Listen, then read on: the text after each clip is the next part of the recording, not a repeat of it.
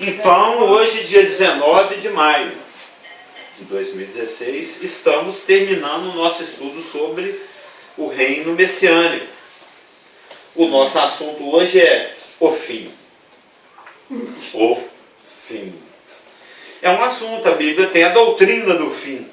Os irmãos podem abrir lá em 1 Coríntios capítulo 15. Primeiro capítulo. Você estudou essa passagem, pastor Geraldo? Qual? Sobre o filho entregar o reino ao pai, se sujeitar. 1 Coríntios 15, 28. 15, 28. Mas nós vamos ler do 24 ao 28, que é o nosso primeiro contexto. Na realidade, o nosso contexto maior vai começar lá no 20. Mas por enquanto aqui no 20, Carlos, 24 está bom. Não tem nada a ver com o assunto. Mas no dia que você falou que é o último estudo, é no Provavelmente no próximo, na próxima quinta, mas depende do andamento, né? Pode demorar 2 ou 3. Se eu ficar quietinho. A gente tem até umas 4, né, pastor Geraldo? Porque você viaja no meio do mês que vem, né? Pela graça de Deus. Então nós temos de 2 a 4 estudos para terminar, sendo que o último é festa total lá na igreja, com muito bolo, salgadinho, balão e refri. Mas 1 Coríntios capítulo 15. Falando nisso, eu convidei meu pai para vir, mas ele não. Amém. Ele vai vir. Pelo menos na festa ele vai, né? Quem sabe? 15 e 24. Todo mundo aí? Cuidado com esse copo aí. Dá para usar o copo. 1 Coríntios 15, 24 a 28. Diz o seguinte. E então virá o fim. Pega a Bíblia do Gera, da letra grande. Eu estou vendo óculos para ver ela. Eu tenho O óculos da Lulu ficou pronto hoje. Eu tenho a velha do Gera de letra grande. Eu tô E então virá o fim. E então virá o fim. Presta bastante atenção nas partículas de tempo. E, vírgula, então, vírgula, virá o fim. E então virá o fim. Quando ele entregar o reino ao Deus e Pai. Quando houver destruído todo o principado, bem como toda potestade e poder. Porque convém que ele reine até que haja posto todos os inimigos debaixo dos pés. O último inimigo a ser destruído é a morte. Porque todas as coisas sujeitou debaixo dos pés. E quando diz que todas as coisas lhe estão sujeitas, certamente exclui aquele que tudo lhe subordinou. Quando, porém, todas as coisas lhe estiverem sujeitas, então o próprio Filho também se sujeitará àquele que todas as coisas lhe sujeitou, para que Deus seja tudo em todos. Nós vamos fazer uma exegese, né? Uma extração, nós vamos estudar palavra por palavra desse trecho. Porque é um trecho suculento, não é? Não é um tropeiro espiritual, Elaine? Você vê que tem bacon, tem calabreira, olha pra você ver, ó. Tem o fim. Tem as partículas de tempo. Quando vem o fim? Observa. Quando vem destruído todo o principado, potestade de poder. Quando todas as coisas lhe estiverem sujeitas. Aí mostra o propósito do reino messiânico, que é subordinar as coisas. Mostra a questão hierárquica da Trindade. E mostra o propósito. Então, é um trecho muito suculento, que a gente precisa estudar palavra por palavra. Na semana passada, o nosso assunto eram os revoltosos. Lembra, Dona Elaine? Que nós falávamos sobre Gog e Magog, sobre o número de revoltosos, sobre o sucesso que Satanás alcançou ao reunir aqueles revoltosos, as possíveis e prováveis condições nas quais aqueles revoltosos vão estar. Então, nosso ponto, nós estamos nele, é do finzinho do milênio e a galera, a muvuca, a multidão, caminhando em direção à cidade santa, para destruir os santos, Jesus Cristo e a cidade santa. E nós, não sei se nós chegamos a ler o trecho, mas é sempre bom ler para constar, sem tirar o dedo aí de... Pode pôr um marcador, um papel aí em 1 Coríntios 15, nós vamos voltar muito aí. Vamos dar um pulinho lá no capítulo 20 de Apocalipse, que lá também fala do fim. Nós vamos até reler o nosso trecho do nosso texto da semana passada, que é o do 7 em diante. Nós vamos ler aqui do 7 ao 10 de Apocalipse 20. Quando, porém, se completarem os 1000 anos, ou seja, acaba o milênio aí, então vem a revolta, Satanás será solto da sua prisão e sairá a seduzir as nações que há nos 4 cantos da terra, Gog e Magog, a fim de reuni-las para a peleja. O número desses é como a areia do mar. O texto não fica mais limpinho quando a gente estuda, Elaine? Cada palavra que a gente lê, a gente lembra de um monte de coisa que conversou, não é? Para não misturar um com o outro. Exatamente. O Gog e Magog de Ezequiel 38 e 39 é um, da Apocalipse 20 é outro. Marcharam então pela superfície da terra e sitiaram o acampamento dos santos.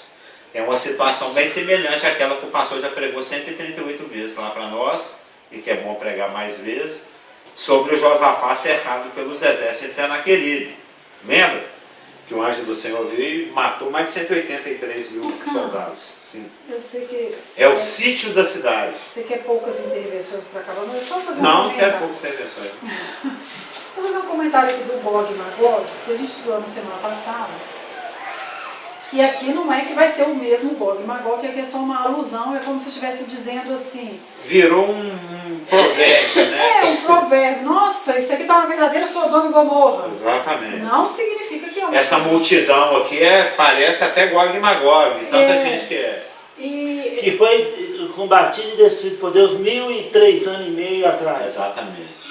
E que, inclusive, eu não sei se você reforçou isso ou falou, inclusive com relação à nacionalidade, não tem nada a ver com a descendência de Gog e Magog, não, que é uma não batalha mundial. Exatamente. Né? É só o nome, é só o Sodoma e Gomorra. É só o Sodoma e Gomorra.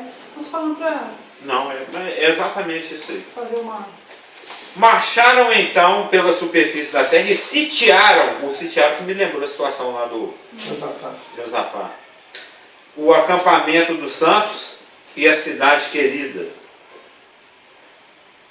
Lumicolor nessa expressão. Desceu, porém, fogo do céu e os consumiu. Desceu, porém, fogo do céu e os consumiu. Vou até ler até um pouco mais aqui. Ó. Diferentemente do final da tribulação, que os corpos estão lá expostos. Exato. E foram mortos a pedrada. E um contra o outro. Aqui é uma incineração. Incineração faz. Eu vou até ler um pouco mais aqui. Pó instantâneo, tipo assim, tipo aquele filme Guerra dos Mundos. Guerra dos Mundos, exatamente. Assisti muita televisão. Eu vou ler mais que tem pertinência, hein? Ó, desceu fogo do céu e os consumiu. O diabo, o sedutor deles, foi lançado para dentro do lago de fogo e enxofre, onde já se encontram não só a besta, como também o falso profeta, e serão atormentados de dia e de noite pelos séculos dos séculos. Vi um grande trono branco, e aquele que nele se assenta, de cuja presença fugiram a terra e o céu, e não se achou lugar para eles. Fugiu o céu e a terra. Engraçado, só uma... eu sei que tem coisas que estão explícitas na palavra de Deus, e tem coisas que estão implícitas na palavra de Deus. Mas eu sei que também tem muitas axiologias em relação a esse período final do 1000 anos, com relação às pessoas que são salvas, que vieram do milênio. Todos os salvos do milênio, aqueles que perseveraram em tribulação e entraram vivos... Eles precisam de terra para morar. Pois é, e vai ter nova terra, novos céus. Só que, aí uma coisa que eu penso, que também é uma axiologia pastoral. Eu penso que eles serão transformados também, porque então eles vão levar a natureza pecaminosa para essa nova terra, novos céus. Entendeu? Então eu acho que ali eles terão transformado também, como nós fomos no arrebatamento da igreja. E isso está implícito na palavra de Deus. Eu sei que já tem axiologia que fala da água que sai do trono, que tal, que vai ser servido de remedinho e tudo. Claro. Eu sei que o Clésio uma vez citou sobre isso. eu sei que tem muitas astrologias. Eu creio que no novo céu e nova terra não entrará a natureza pecaminosa, o pecado. O pecado será resolvido aí no final do milênio. Então eu creio que, bom, isso é o que eu penso. A não ser que tiver um versículo específico, Não sei. né? Eu creio que elas serão mas eu transformadas acho que assim como nós fomos no arrebatamento. Não, só pensando assim, eu acho que é tão sem lógica esse negócio de ficar bebendo essa água o resto da vida. Por que para nós, Deus resolveu definitivamente a situação e vai deixar uma parte E entrando na velha natureza, paliativo o resto da vida? a nova terra, nova céu, e levando essa velha natureza, vai corre o risco também de ter uma rebelião. Sabe, onde está a velha natureza? Né? E também tem a questão, eu pensei que você ia até falar isso, baseado no fato de que se o céu e a terra passam, aonde fica esse pessoal com o corpo que não sejam glorificados? Exatamente. No mínimo, eles têm que ser recolhidos lá no Nova Jerusalém, e lá não entra nada impuro. Então eu penso, aí tá vendo? A gente pode considerar esse pensamento, né, mas falando que está E implícito a também palavra. como que Né? Deus ia fazer um negócio incompleto, né? Ia ficar uma parte sem... Mas, como diz o pastor Geraldo, isso são aquelas questões que não estão reveladas, não estão explícitas. Não, uma coisa incompleta... Como teólogo é curioso, você salvação. pode chutar, né? Pode Não. ter uma opinião particular. Eu também tenho uma opinião. Não, eu tô falando assim, sobre Deus deixar incompleto a salvação para alguns, não redimir o corpo deles, por quê? Porque vai ter, fala que o último vai ser, a última redenção vai ser a própria terra que foi amaldiçoada, não é, Carlos? A última redenção vai acontecer. Eu acho que nós vamos entrar aqui agora. Mas é a prova, então, ou seja, então já teve uma coisa aí nesse final de milênio. Vamos ler. Com o juízo dos revoltosos, Você está lendo no Apocalipse 20. desceu, porém, fogo do céu e os consumiu. Apocalipse 29, lá no finalzinho Número fala. 6 da apostila, gente. Tá aí no 6, logo depois do versículo. Com o juízo dos revoltosos que foram mortos na rebelião de Satanás, foram eliminados os últimos não regenerados da humanidade. O fogo do céu cai e consome os revoltosos. Mas ainda resta a maldição que pesa sobre a criação por causa da revolta do homem no Éden. Calma, não estou falando dos habitantes, não, que eu não vou entrar nesse assunto. Todo mundo conhece lá Gênesis 3. Todo mundo conhece Gênesis 3, 17, 18. Maldita é a terra por tua causa. Vai sair. Né? Se olhar. Eu também faço isso. Velhice. Todo mundo conhece o versículo. Maldita é a terra por tua causa. Romanos 8 fala também que da redenção. Romanos 8 também fala que a natureza ela está Geme. cativa, está gemendo. Por causa daquele que a sujeitou. Isso está lá em Romanos 8, 20. Ô Joel, não deixa de morrer só para dar. Romanos 8, 20. Se faz, portanto, necessário tirar o vestígio de maldição sobre a terra antes da manifestação do reino eterno. A terra contaminada não pode fazer parte da nova criação. Pois é, ela ser lambida pelo fogo, não é isso? Exatamente. Então, até a terra será redimida e esses que vão estar... Que é outro assunto. Esse lambimento, como diz o pastor Geraldo, vai ser lambida pelo fogo, né? Esse lambimento terráqueo também é dito, às vezes explicitamente, às vezes implicitamente, em outras passagens, como por exemplo Mateus 24 diz, o céu e a terra passarão. Em Jó 14, 12, assim o homem se deita e não se levanta até que não haja mais céu. Não acordará nem despertará de seu sono. Ou seja, passa o céu e a terra é queimada por esse fogo que desce para consumir os revoltosos, aí se levantam os ressurretos perdidos. Por isso que a gente deu um pedacinho lá do trono branco. Mas nós estamos lendo aqui que existe um vestígio de maldição na terra. A terra precisa ser purgada. Ela não pode participar da nova criação. Nós lemos aqui que desceu o fogo do céu e o consumiu. Mas também lemos que o céu e a terra se passaram e não se achou lugar para eles diante daquele que está sentado no trono branco. E Jesus Cristo fala em Mateus 24 que o céu e a terra passam. E o Jó fala que o homem não se levanta para o julgamento das suas obras enquanto não exista céu. O Jó 14, 12. No Salmo 72, 5, 7 e 17 diz: temer-te-ão enquanto durarem o sol e a lua. Então existe um período de validade do sol. Engraçado que o salmista, há 3.000 anos atrás, ele sabia que o sol é uma fonte de energia não renovável. Não é engraçado isso? Ele não está em desacordo com você. O sol é uma fonte de energia que vai se esgotar. Você sabe, o sol vai acabar o combustível hidrogênio, vai ser uma supernova, depois uma anã branca. Mas não vai nem dar tempo. E também em 2 Pedro, capítulo 3, versos 7, 10 a 13, diz: mas os céus e a terra que agora existem, pela mesma palavra se reservam como tesouro e se guardam para o fogo, até o dia do juízo e da perdição dos homens ímpios. Mas o dia do Senhor virá, é uma passagem conhecida, como ladrão da noite, no qual os céus passarão com estrepitoso estrondo, e os elementos ardendo se desfarão, e a terra e as obras que nela há se queimarão. Havendo, pois, de perecer todas estas coisas, que pessoas vos convém ser em santo trato e piedade, aguardando e apressando-vos. Esse negócio de apressar a vida é que eu nunca entendi, eu confesso. E apressando-vos para a vinda do dia de Deus, em que os céus em fogo se desfarão e os elementos ardendo se fundirão. Mas nós, segundo a sua promessa, aguardamos novos céus e nova terra, em que habita a justiça.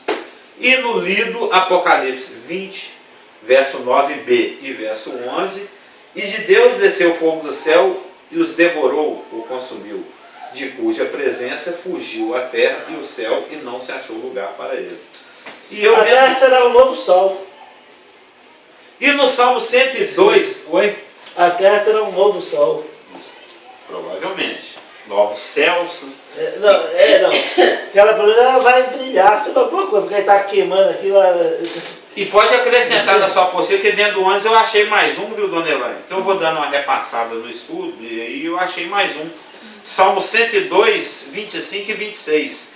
Em tempos remotos lançaste os fundamentos da terra, e os céus são obra das tuas mãos.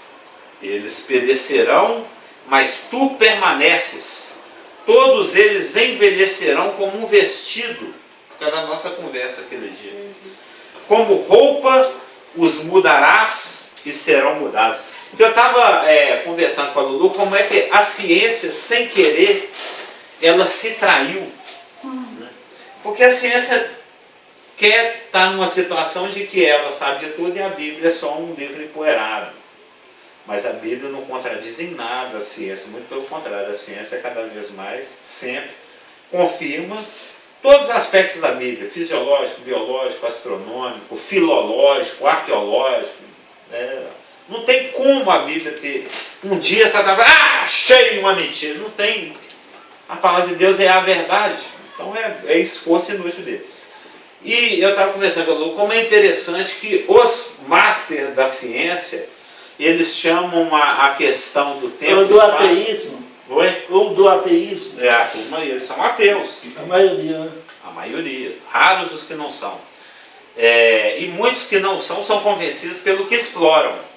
Exatamente, por ver a revelação de Deus na natureza. É que eles chamam o tecido do tempo e espaço. Você já ouviu essa expressão? Tempo e espaço, sim, o tecido. Eles falam, eu gosto muito de filme de ficção científica, eu tenho lá uns 30 ou 40 filmes só de viagem no tempo que eu coleciono. E tem, eles falam assim, não, mas isso vai romper o tecido do tempo e espaço. Os cientistas, eles estudam a matemática lá, porque tem coisas que eles nunca nem viram, assim, nunca comprovaram empiricamente. Eles supõem que exista pela matemática. E a matemática aponta, quando eles veem as características da confluência do tempo e do espaço, né, do arranjo do tempo e do espaço, eles buscando uma linguagem que definisse a textura do tempo e espaço, eles não conseguiram definir como líquido, como gasoso. Eles conseguiram definir como algo que seja tão maleável como você pegar um tecido, assim. Aí eles definiram que a forma do tempo e espaço é uma forma de tecido, eles chamam de tecido do Tem tempo e aquela espaço. trama assim que aparece. Toda trama. E a palavra já fala que o Senhor vai enrolar o universo igual um tapetinho, igual um tecido, igual um vestido. Eu acho É interessante exatamente isso, a visão deles, né? que é a visão deles. Talvez eles nem saibam disso, se souberem até muda o nome, né? Mas o engraçado, o que eu acho interessante é como o Espírito Santo, ele é tão caprichoso, meticuloso, a ponto de escolher um termo que, se um dia for investigado, não entra em desacordo com nada que se descubra. Não, o que eu acho isso que mais interessante. chique ainda, É chique, a palavra é chique. que eu tenho um estudo que eu já te falei que está pendurado Do Hammurabi lá? e de vários outros filósofos Mas também. não é do Hammurabi que você está falando? Hammurabi também, o Código de Hammurabi, os vários filósofos. Aí tem um, eu tenho até, nesse papelzinho que está anotado, que eu anotei recentemente, que eu fiz por causa da... Você faz uma coleção de apontamentos também? Não, por causa também dessa discussão aí do parlamento, do Senado e papapá, e cada um citando. Impeachment. E eles vão citando os grandes estudiosos, né? Aí eles falaram muito sobre o estudo italiano e tal, falando um monte de coisa. Aí surgiu lá a história do Montesquieu de novo, sempre falam do tripartite. Aí eu fui, tem aquele versículo que fala que Deus é o nosso legislador, juiz e rei. Então, de Isaías 32. de Isaías. Aí eu até anotei aqui, Isaías 33 e 22. Aí fui fazer as contas. Uma coincidência, o papel, aqui que eu anotei o negócio e você falou. Ó, o ministério de Isaías foi entre o ano de 740 a 680 a.C. Sim. Montesquieu, ele nasceu no dia 18 de janeiro de 1689. Se ele escreveu isso aos 35 anos, ele escreveu isso 1724 anos depois que Isaías. E ainda ele acha que é filósofo. Tá todo mundo falando, nossa, ele criou se não tiver na Bíblia, vale. O tripartítico do poder. E se acha. Napoleão falou que qualquer coisa possa vir verdade, desde que possa vir a ser verdade, desde que não venha da Bíblia. Pois é, aí assim, eu fiz questão de anotar no dia e tal, porque foi uma defesa tão grande. Se eu estivesse ali na hora, se eu fosse deputado, pela ordem, senhor presidente, que eu fiz isso uma vez na sala de aula, lá em Floripa. Na sala de aula? Na sala de aula, e eu estava com a Bíblia na mochila, na minha negócio de faculdade, aí eu abri, falei, não, mas aqui... Eu abri Isaías, mas não era desse texto. Sobre o governo trino democrático, né? Não. Aí eu não falei desse, não. Isso aqui eu fiz numa tese que eu fiz lá de defesa. Eu falei sobre aquele negócio do juiz, que fala que o juiz é eleito e escolhido por Deus e que ele não está ali nada mais do que para fazer a vontade de Deus, porque estava discutindo sobre a imparcialidade do juiz. Aí eu fiz esse comentário. O professor de filosofia ele quase me reprovou, ele só não me reprovou porque não tinha como, porque a minha prova estava certa, porque se ele pudesse... A nota dela era só 10, 9, ele não tinha como. 10. Vontade ele teve, Nossa, né? Mas xingava até na sala de aula e tal. Mas vamos voltar a assuntos mais pentecostais. Eu não sei se você chegou a ver um vídeo, é só porque você falou, vídeo que está na internet, inclusive no Facebook, de uma moça muito bonita, por sinal, né, deitada assim na grama, aí começa a visão dela, vai afastando. Uma cena bonita. Uma cena muito linda, né? Aí vai afastando até a distância, não sei, até chegar não sei quantos bilhões de anos-luz. Aí depois vai voltando. Aí vai mostrando várias galáxias. Vai mostrando tudo. Eu vou te mostrar aqui no final, que é 2 minutinhos. Aí vai voltando, e aí entra no íris, na íris do pela íris e vai entrando no corpo humano. É um universo no corpo humano. O universo é um inverso. Aí vai como que é igual o universo. Vai milhões de anos-luz, só dentro do olho da moça. Eu vai chegando até nas partículas, os átomos do DNA. Chega o DNA, eles quebram o DNA e vai... Tudo fruto do acaso, né? O acaso ele é fantástico. Então isso imagina assim, como Isaías coisa fala que Deus mediu os céus a palma, imagina Deus assim numa tela assim, mais ou menos então, televisão, que é o mundo todinho. E ele, como ele é eterno, é um universo... Ele brinca de jogadade. Tudo ali, ó, cuidando de tudo. No tabuleiro. Tudo está debaixo do seu poder, tudo está nu e patente aos seus olhos, nada passa despercebido dele, né? Mas isso é assunto de outras aulas que nós já passamos. Vamos ficar no assunto. Vamos voltar a um assunto mais pentecostal aqui, ó. Por isso que não pode falar, então atrapalha a Viu, Elaine? Um assunto mais pentecostal. Esse fogo que cai dos céus sobre os revoltosos, né? Esse fogo cai do céu sobre os revoltosos, dá início à destruição e queima da terra e dos céus para abrir espaço para o grande julgamento Já está no final do milênio, antes do trono branco. Que depois que morre tem o trono branco. Né? Abre espaço para o julgamento do grande trono branco de homens e de anjos, conforme 1 Coríntios 6, 2a e 3a, Apocalipse 20, 10 a 15. Tudo é versículos conhecidos. Mateus 10, Atos 17, Romanos 2, 2 Pedro 2 e Judas 6. Depois os irmãos podem ler para se enriquecerem. É só para definir que é uma doutrina. Salmos dizem que o sol e a lua não durarão para sempre. Mateus diz que os antigos céus e terra passarão. E João que eles fogem da presença de Deus sem indicar os meios pelos quais isso acontece. Enquanto Pedro proporciona os meios pelos quais se produz a dissolução. Os revoltosos do final do milênio que morreram fisicamente agora há pouco, no último evento histórico da humanidade, ressuscitam juntamente com os perdidos de todas as épocas desde Caim. Todos são julgados pelas coisas que estavam escritas nos livros segundo as suas obras. Apocalipse 20, verso 12. E o destino é um só. E aquele que não foi achado escrito no livro da vida foi lançado no lago de fogo. Apocalipse 20, verso 15. Este não é um julgamento para determinar quem herdará a salvação ou não. Isso aqui é só chovendo no molhado, que é um assunto que a gente conhece. Todos já estão condenados pela rejeição do Filho de Deus. Caso contrário, teriam participado da primeira ressurreição, que inclui Cristo, os santos da igreja no arrebatamento, as duas testemunhas no meio da tribulação, os santos da tribulação e os santos de todas as eras após o final da tribulação. Essa é a primeira ressurreição, que é a bem-aventurada. Para este julgamento final do grande trono branco, ocorre a última ressurreição. Agora nós vamos mudar de quina, de direção. Agora a dobradiça vai se articular. Nós vamos partir para outro assunto.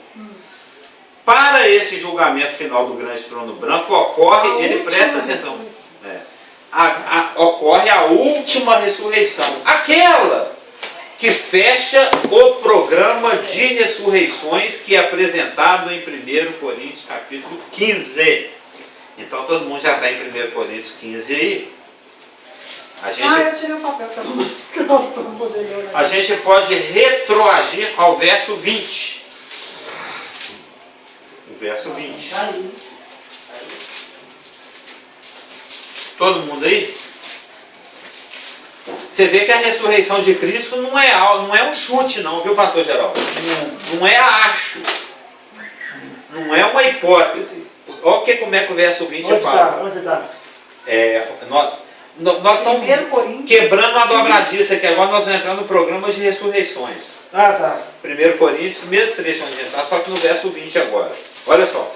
Mas, de fato, no mundo jurídico, você sabe o que é fato, né, Elaine? É o comprovado. Que existem provas. Ela usou esse versículo no vídeo do Fernando Clausen. Como que é? Ela usou esse versículo no vídeo do que nós fizemos homenagem ao Fernando Clausen. Mas, de fato, Cristo ressuscitou dentre os mortos, sendo Ele as primícias dos que dormem, o primeiro a levantar. Visto que a morte veio por um homem, também por um homem veio a ressurreição dos mortos. Porque assim como em Adão todos morrem, assim também todos serão vivificados em Cristo. Cada um, porém, por sua própria ordem. Cristo as primícias, depois os que são de Cristo na sua vinda, e então virá o fim. Entre esse versículo 23 e a primeira parte do 24, passa 1000 anos. 1000 anos, exatamente. E entre o Cristo as primícias e os que são de Cristo, 2000 anos. 2000 anos. Aqui nós temos o esqueleto, o grid do programa de ressurreições. Aí eu vou... Mas são 3? Oi? Não são 4? Por quê? Ressurreições? São 2. Não, são 4 ressurreições, porque você tem que considerar a vida, né?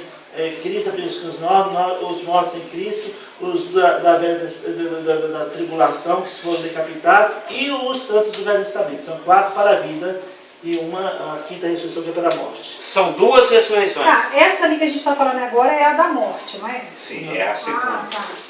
A segunda. Não, porque a primeira significa, essa primeira ela veio dividida no Ela É. tem a primeira ressurreição, que é o Daniel ele resume que é a ressurreição da vida e a da vergonha. São 2, uma para a vida e uma para a morte. O da vida são 4 É porque o da vida tem uma separação. 4 etapas. Isso que eu ia falar. Ela tem, na realidade, talvez até mais etapas. Eu falei aqui, ó. A primeira etapa é o próprio Cristo. Depois vem os santos da igreja no arrebatamento. Segunda etapa. Depois vem as 2 testemunhas mártires no meio da tribulação. Terceira etapa. Depois vem os santos da tribulação, 4ª etapa, e os santos de todas as eras, 5ª etapa. As 2 no final da tribulação. Esqueci dos Que 2 inclui santos. o Velho Testamento. Porque 3 gêmeos vão ressuscitar e subir ao céu à vista de todos. E eles fazem parte da ressurreição bem-aventurada. Porque eles não morreram. Mas eu enxerguei isso recentemente. Então estude dia que seja Enoque e Elias, que não provaram a morte. Porque senão, aí vai bater. Dentro daquelas entrelinhas. Claro. Que não está implícito, mas tá. Mesmo porque existe, mas é outro assunto, né? Entendeu? Não, é porque a gente estudou isso na escola. Sim. Por isso que eu tô Mas falando, são 2 ressurreições. A primeira é dividida naquelas várias etapas e a segunda que é a maldita. Daniel 2, 2. Os judeus olhavam assim. Os judeus olhavam 2 ressurreições, uma para a vida e uma para a morte. Ele não conseguia ver o intervalo da igreja, tudo junto, simultâneo. Que o católico tem essa visão até hoje. É uma teologia judaica. Já vai julgar tudo ao mesmo tempo. Para lá e para cá, para lá e para cá. Não vê a questão da perspectiva profética. Mas eu lembro do Ivan, na escola bíblica, explicando que ali no meio tem outras ressurreições, que é exatamente esses é o Cristo, depois a igreja, os santos do meio da tribulação, e os santos do fim da tribulação. Velho Testamento, que é no e as mártires, que morreram durante a tribulação. Que são distintos, são grupos distintos. Na verdade, os santos da tribulação são amigos do noivo, a igreja é a noiva, e os santos da tribulação, os santos do Velho Testamento, de todas as épocas, são os amigos do noivo. Cristo é o noivo, a igreja é a noiva, e os santos da tribulação são aquelas virgens, por isso que são comparadas às virgens lá em Mateus 25. São aquelas, são acrescentadas à noiva, as amigas da noiva, vamos dizer assim. Mas eu vou dar um toque para vocês. Outro dia eu falei aqui, é um toque, né?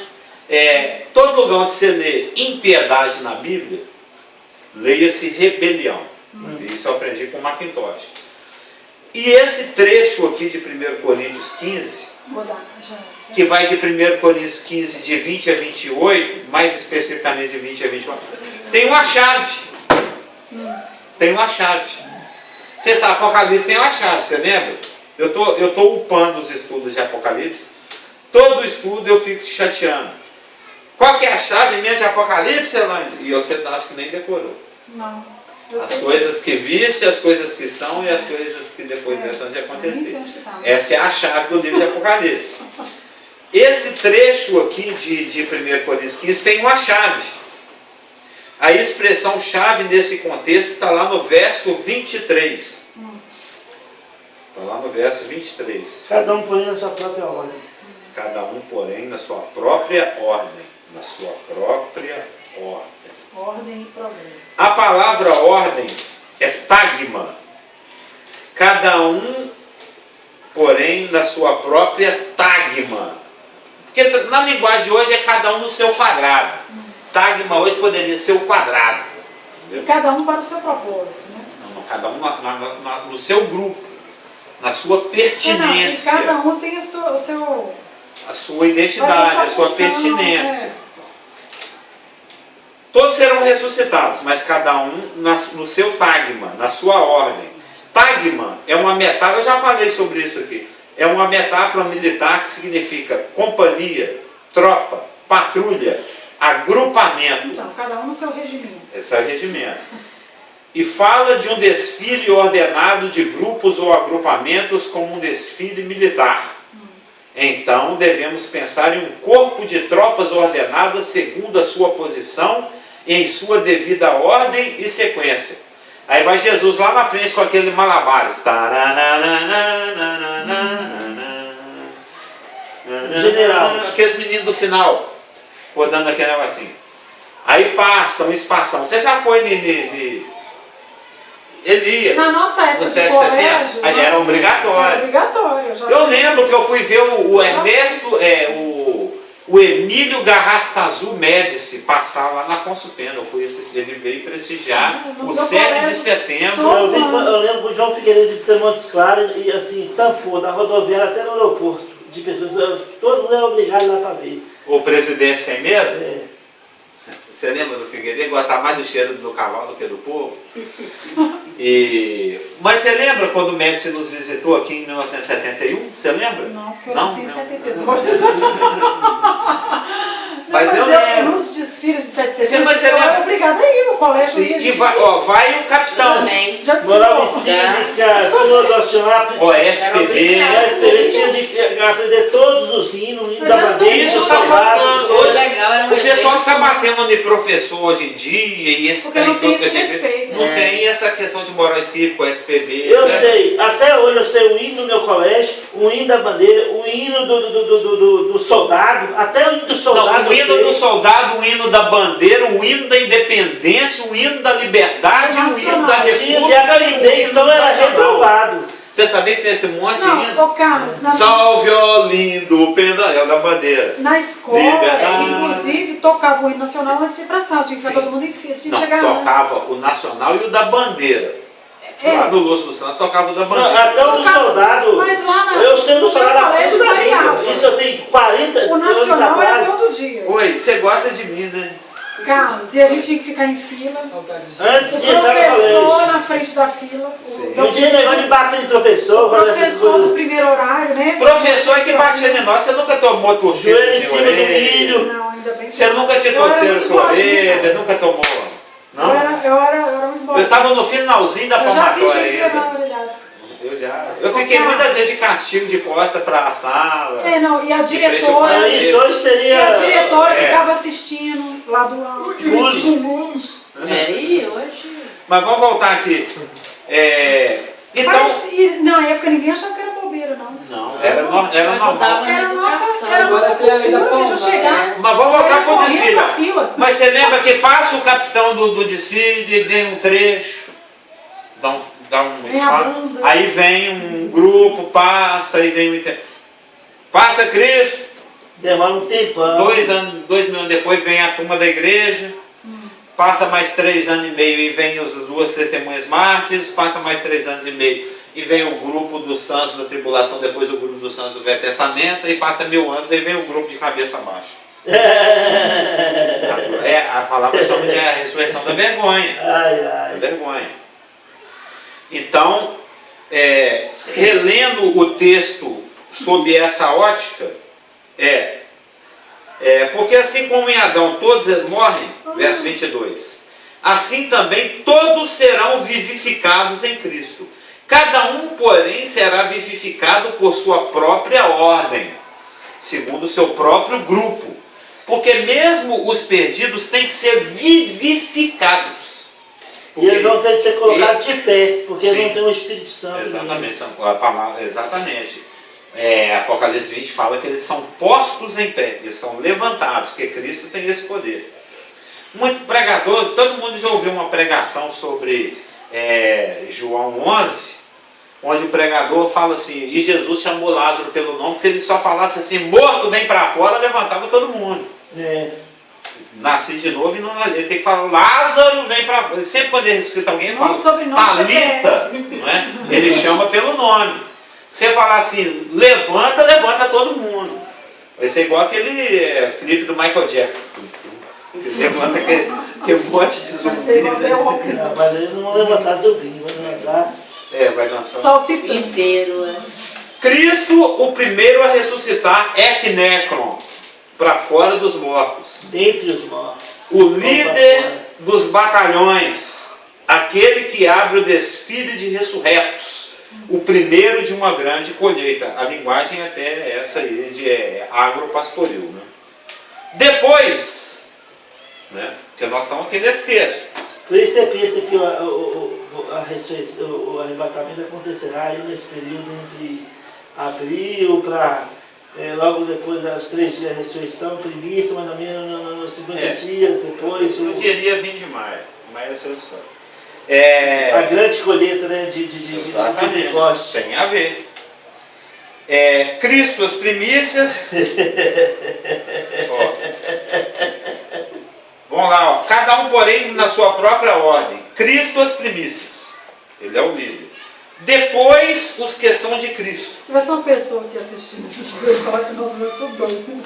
Depois, os que são de Cristo na sua vinda. Na sua vinda. A vinda de Cristo não é um fenômeno, é um evento histórico, é um fenômeno mundial, global, visível. Mas ao mesmo tempo também é um processo. Toda a tribulação é o parto da parúzia.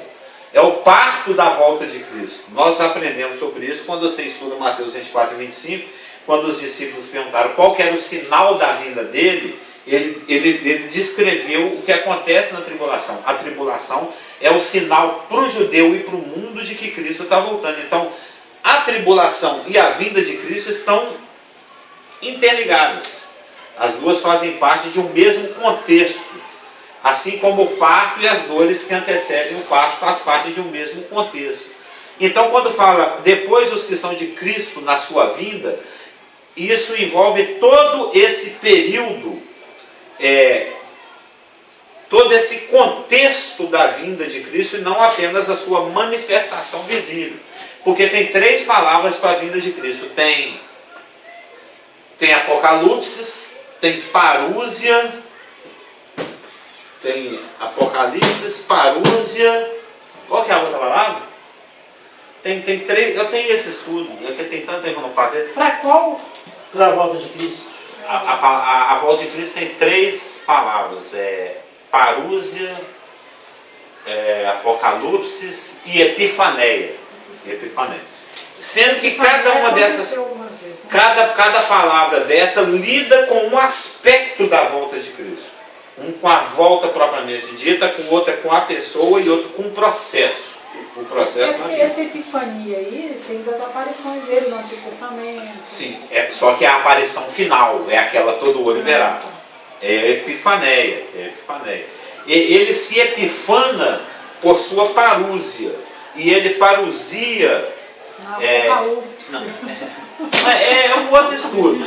Mas epifaneia, apocalipse e parúzia falam de um mesmo evento, só que sobre aspectos diferentes. Você está ligando teofania pela semelhança do não do radical, mas sim do... Mas porque... ele falou epifania, porque etimologicamente tem a ver com isso mesmo, com visualização. Porque no Velho Testamento teve...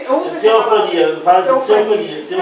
Mas eu estou explicando essa conexão que existe entre todo o processo de parto do apocalipsamento de Cristo, né, a sua revelação, o seu descortinar.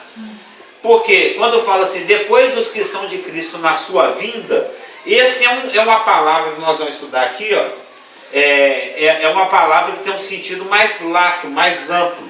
Na sua vinda, isso está lambendo ali desde do arrebatamento da igreja, passando pelos santos do velho, passando pelas 2 testemunhas no meio da tribulação e pelos santos da tribulação e todos os santos do final. Tudo isso faz parte do contexto da vinda de Cristo. Ele vem para nós, depois conosco. E quando ele vem conosco, ele vem para esses outros. Entendeu? Então, porque nós estamos aqui em 1 Coríntios 15. Cada um, porém, todos serão vivificados. Cada um, porém, pela sua ordem. Cristo as primícias, depois os que são de Cristo na sua vinda. Na sua vinda. A sua vinda envolve, desde o início do arrebatamento, desde o início da tribulação, o arrebatamento, até o final da tribulação. Tudo isso é a vinda. Eu lembrei aqui da ressurreição do Velho Testamento, de Isaías 51. Assim voltarão os resgatados do Sião e virão a Sião cantando. E está falando diretamente dos santos do Velho Testamento. Exatamente. Eu creio que esses resgatados têm a ver com, um pouco mais amplo. Tem a ver com os santos do Velho Testamento e tem a ver também com os santos tribulacionais. Mas é outra história. Onde nós estamos aqui? Porque, querendo ou não, os santos da tribulação caem naquele período de Deus tratando com Israel das 70 semanas. Sim, e tem dois tipos, os que morrem e os que não morrem. Eu particularmente creio que esses resgatados do Senhor são os santos vivos da tribulação. E aí dos ossos secos? E dos ossos secos? Fala também diretamente com... Ali não é uma ressurreição física, ali é uma... você está citando Ezequiel 37. Ezequiel 37 não fala de ressurreição física, ali é uma ressurreição alegórica. Está falando da retirada do Estado de Israel, da incredulidade em direção à fé. É só Israel ali naquele Ali é só Só Israel, não, só Israel. Mas ali é figura de linguagem, ali não é ressurreição. Porque literal. acontecerá também nesse período do final da tribulação, quando todos estão voltando. Sim. Mas ali está usando a ressurreição como uma figura de linguagem para a restauração do estado de incredulidade para o estado de fé. Ali não está falando de ressurreição física, do programa de ressurreição. Mas Cristo é a primícia. O grande líder que abre o desfile.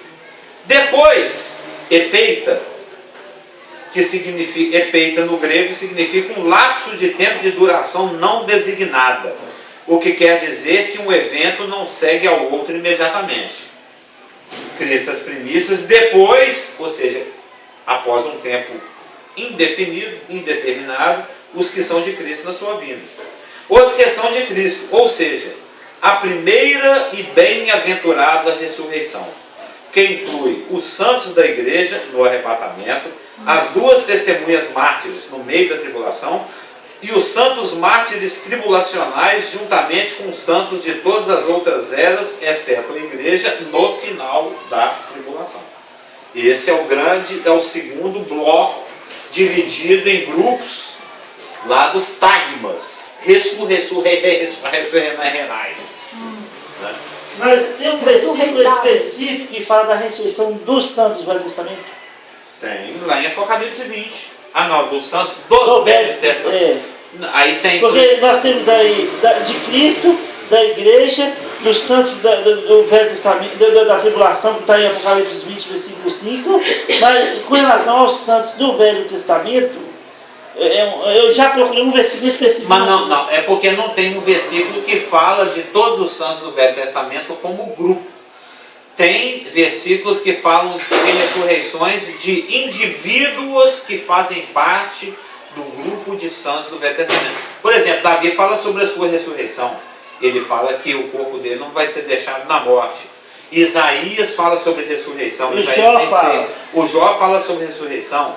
Para o Daniel é prometido que no final dos dias ele vai ser levantado do pó e receber o galardão dele. E também tem os pactos. Por exemplo, o novo pacto que cumprirá literalmente com Israel. Sim. Jesus Cristo fala indiretamente disso quando ele debate com os saduceus que não creem em ressurreição. Quando ele fala, como é que Deus se diz Deus de Abraão, Isaac e Jacó, sendo que Abraão, Isaac e Jacó não vão ser ressuscitados? Então existe citações indiretas e citações alusivas a indivíduos, mas não fala assim de todos os santos do Velho Testamento. Por isso que eu pensei nesse Isaías 51, assim voltaram os resgatados do Senhor, né? E já vi também pessoas citando, por exemplo, Ezequiel 37, dos ossos secos. Mas ali não é uma ressurreição. E também o pessoal fala sobre o retorno de Israel à terra prometida desde 48, citando os ossos secos. Né? Também, aí tem a ver mas com aí isso. tem a ver com a restauração da nação. Exatamente. Do estado de incredulidade. Mas não tem um versículo que fala igual da igreja, e todos estaremos com o Senhor nos ares. Né? Não tem um versículo que fala de Israel como nação ou grupos do Velho Testamento como bloco, mas fala de indivíduos. Ô Carlos, dá a impressão, a gente sabendo assim cronologicamente, que vai ser logo após as bodas. Sim. Porque Davi vai ser rei no milênio. Abraão tem que sentar na mesa. Entendeu? Então, é príncipe, quer dizer.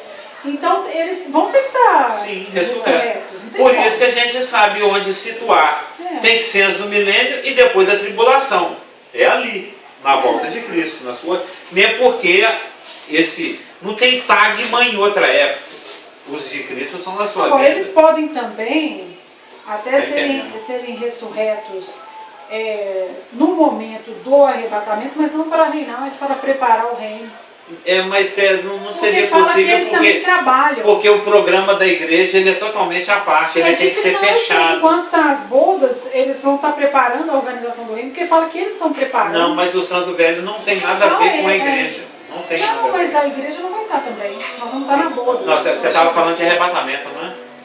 Depois Não, que eu estou vai- falando na ocasião. Eu estou falando na ocasião. Enquanto a igreja está na bodas, eles estão na Nova Jerusalém. Isso que eu quero dizer. A Nova Jerusalém nem inaugurou ainda. Exatamente, estão organizando. Mas estão tudo em glória. Mas eles não estão ressurretos. Não tem jeito. Não tem jeito. A igreja está ressurreta, mas eles Não tem jeito. Eu só estava pensando assim, com relação ao Esses tempo, santos ressuscitam. com relação a coisa burocrática, mas organizando tudo para a inauguração. Eles ressuscitam só 7 anos depois de nós. Só 7 anos depois de nós. Décimo para concluir, que já deu do horário, já são 8h17, mas usam uns 10 minutos enquanto o senhor está exato lá. Tá bom? Nós vamos terminar a questão Isso, da ressurreição. Voltando lá, Cristo foi o grande líder, depois os que são de Cristo, depois é feita, após um período de tempo não determinado, os que são de Cristo, divididos em blocos ou em grupos, como a gente está conversando, todos separados por lapsos de tempo. Apesar de existirem lapsos de tempo entre a ressurreição da igreja e dos santos das outras eras, a expressão os que são de Cristo é uma referência a todos os redimidos, tanto da igreja, como do Antigo Testamento, como dos tribulacionais. Porque a obra dele, E os que são de Cristo são... para frente, para redimir tudo. Né? Exatamente, ela é atemporal.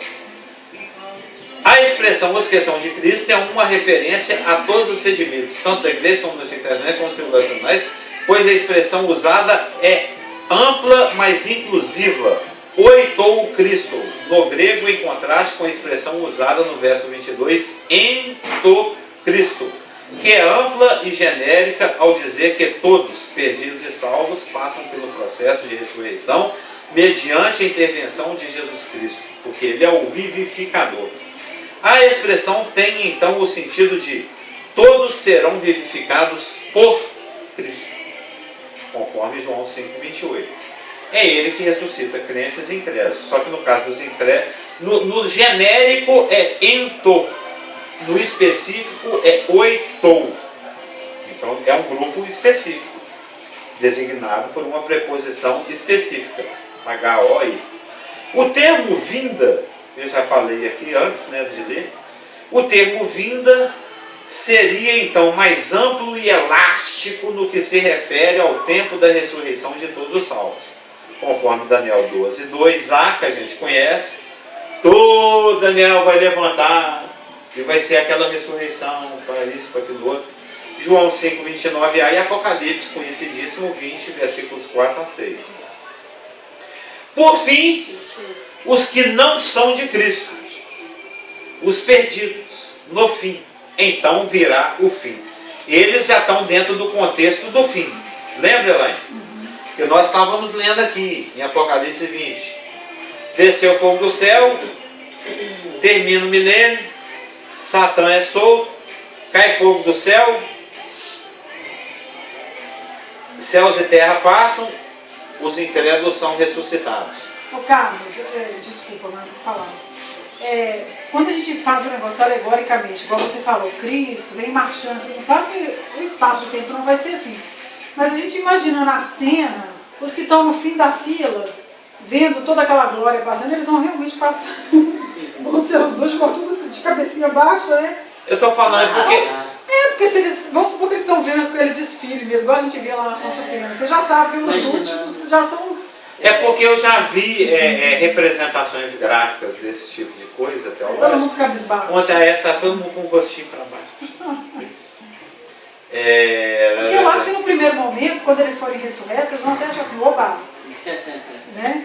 Vai sair um pouquinho do fogo, mas vai apresentar diante do Senhor. Mas lembra do nosso texto aqui de 1 Coríntios 15? Porque assim como em Adão todos morrem, assim também todos, aqui é amplo, é o ento, todos serão vivificados em Cristo. Cada um, porém, pela sua própria ordem, pelo seu próprio tagma, grupo.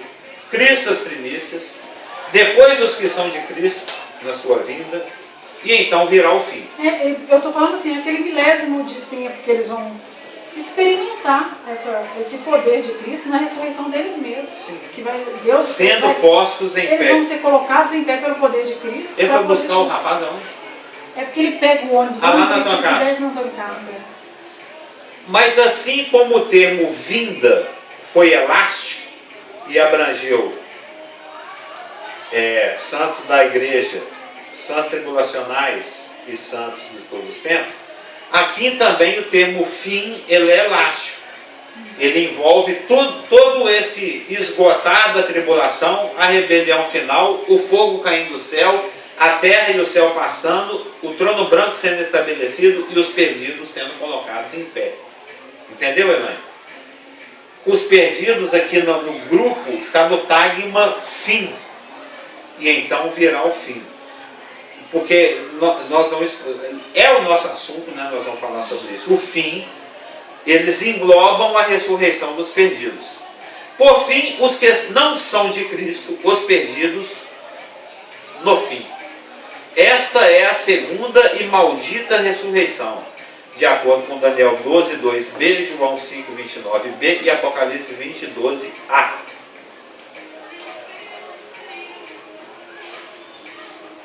Aí nós saímos do 1 Coríntios, capítulo 15, verso 20 a 24, e vamos para o nosso texto que nós começamos nosso estudo, porque isso foi um preâmbulo para o fim, o entendimento do programa de ressurreições, que é o que está em 1 Coríntios, capítulo 15, verso 24 e 28, que é o nosso assunto da semana que vem. Amém, Elaine? Podemos encerrar? Porque aqui nós terminamos a exegese dos versos 20 a 24, o programa de ressurreições. Na semana que vem, se o Senhor permitir, aí nós vamos entrar em 1 Coríntios, capítulo 15, versos 24 a 28. O fim. Amém? Amém. Vamos encerrar? Tchau.